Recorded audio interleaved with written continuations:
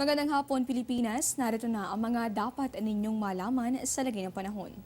Maulap at maulang panahon ang nagpapatuloy sa malaking bahagi nitong ating bansa. Ngayong araw po yan ng Martes. Kabilang kasi sa mag-umiiral na weather systems dito sa Philippine Area of Responsibility, itong tinatawag nating tail end o yung extension ng isang cold front. Ngayon po nakaapekto yan, partikular na dito sa eastern section nitong Mindanao.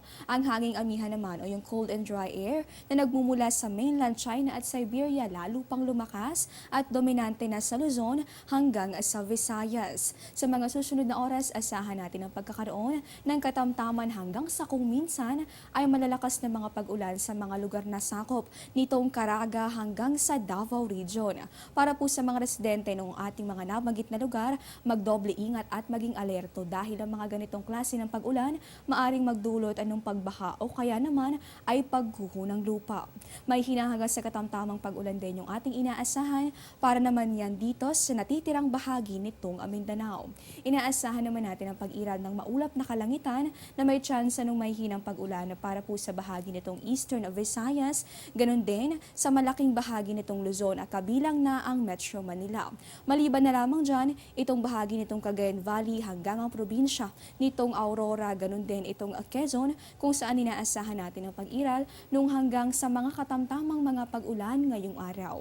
Para naman sa natitirang bahagi nitong Visayas, inaasahan ang pagkakaroon ng bahagya hanggang sa maulap na kalangitan na may tsansa lamang nung mga pulupulong may hinang mga pag-ulan. So kung ating pong mapapansin, maulang panahon yung ating inaasahan ngayong araw. Dito po yan sa malaking bahagi nitong ating bansa. Kaya naman, huwag kalilimutan ang pagdadala ng payong saan man ang inyong mga lakad. Silipin na rin natin yung inaasahan nating sea condition. Ayon po sa Pag-asa, may noon pa rin tayo nakataas na gale warning. Dito yan sa mga baybaying sakop nitong Hilagang Luzon. Ganon din para sa eastern seaboards nitong Central and Southern Luzon. Nakataas din sa ngayon ng gale warning para yan sa northern and eastern seaboards nitong Mindanao. Ganon din para sa western seaboards nitong Katimugang Luzon. Ayon pa sa Pag-asa, umaabot din yung ating gale warning sa mga baybaying sakop nitong Visayas. Kabilang po dyan ang mga sumusunod na probinsya: Batanes, Calayan, Ilocos Norte, Ilocos Sur at Cagayan. May gale warning din tayo sa Isabela, Aurora, Camarines Provinces, maging sa Catanduanes, hanggang sa eastern coast ng Albay, Sorsogon, Ticao Island, Quezon, Polillo Island. Nakataas din ang gale warning sa Surigao del Sur, Surigao del Norte, Siargao Island at sa Dinagat Island. Umaabot din po itong gale warning sa Misamis Occidental, Lanao del Norte, northern coast ng Zamboanga del Norte. Nakataas din ang gale warning sa northern and southern coast nitong Occidental Mindoro, sa Lubang Island hanggang sa western coast nitong Batangas. Mayroon din po tayong gale warning para yan sa northern coast nitong Palawan at sa northern and eastern coast nitong Samar. Kaparehong abiso rin para sa eastern coast ng Leyte, southern Leyte, Guimaras at sa Iloilo. Ayon po sa Pag-asa, umaabot din ang ating gale warning sa eastern coast ng Aklan, Capiz, Antique at sa Bohol.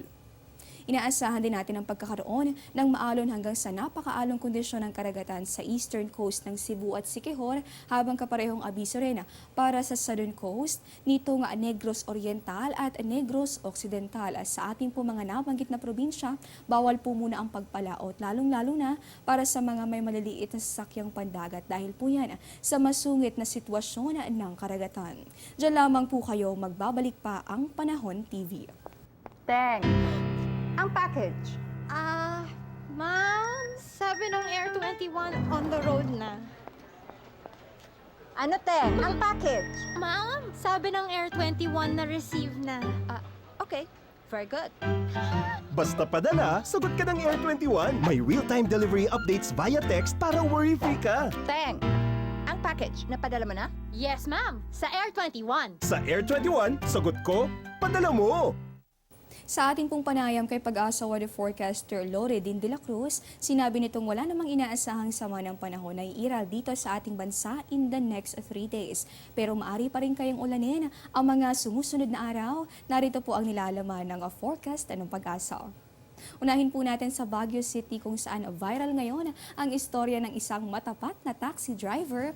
Bukas inaasahan naman natin ang pag-iral nitong maulap na kalangitan na may tsansa lamang ng mga maihinang pag-ulan. Pero para sa mga mamamasyal, pagsapit itong araw ng Huwebes hanggang sa Biyernes, muling makikiayon sa inyo ang pangkalahatang maaliwalas na panahon. Ang ating temperatura sa pagitan niya ng 14 hanggang sa 23 degrees Celsius.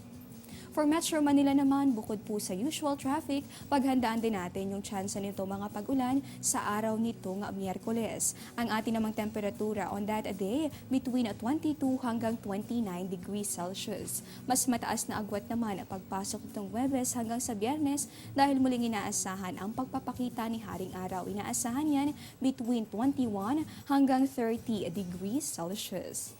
Sa Metro Cebu naman, kung pupunta ka sa mga historic na simbahan sa nasabing lalawigan, inaasahan naman nating hindi ka bibiguin nitong pangkalahatang maaliwalas na panahon. Ang temperatura pagitan ng 24 hanggang sa 31 degrees Celsius.